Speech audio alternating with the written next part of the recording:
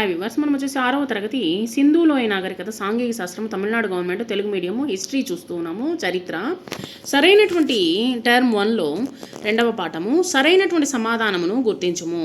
సింధు నాగరికతను గూర్చి తెలుసుకున్నటకు నీకు ఉపయోగపడేటువంటి ఆధారాలు ఏమిటి? పురావస్తు ఆధారాలు. మొహంజదారో అనగానేమి? మృతుల యొక్క దిబ్బలని మొహంజదారా అని చెప్పొచ్చు అనమాట. రాగి శిలాయుగములో లోదాలో రేవు పట్టణము ఉన్నటువంటి చోటు గుజరాత్. హరప్పా నాగరికత ఒక నగర నాగరికత.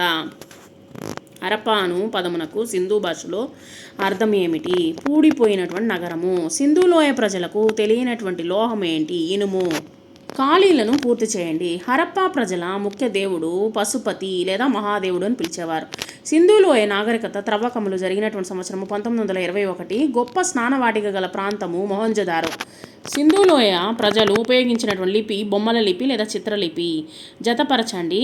గొప్ప స్నానవాటిక చూడండి, జతపరచండి. చూసిన తర్వాత గొప్ప స్నానవాటిక మొహంజదారోలో ఉన్నది. త్రవ్వకములు 1921లో జరిగింది.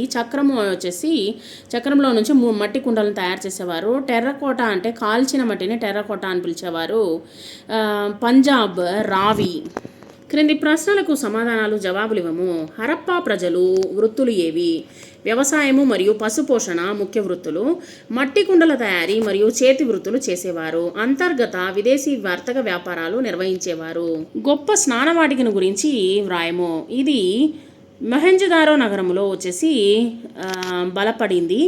దీనిని కాల్చినటువంటి ఇటుకలతో నిర్మించారు. చుట్టూ దుస్తులు మార్చుకునేటువంటి గదులు కూడా ఉన్నాయి. పండుగల సమయంలో పవిత్ర స్నానాలకు వాడేవారు. సింధులోయ నాగరికత క్షీణతకు కారణాలు వ్రాయము. సింధులోయ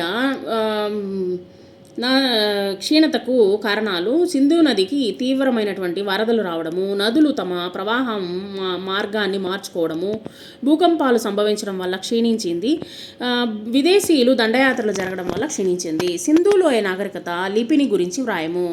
వీరిది చిత్రలిపి లేదా బొమ్మల లిపి. ముద్రలపై జంతువులు, మనుషుల యొక్క బొమ్మలు ఉన్నాయి. మొదటి లైన్ కుడి నుండి ఎడమకు వ్రాసేవారు ఈ లిపిని నేటికి పూర్తిగా చదవలేకపోయారు.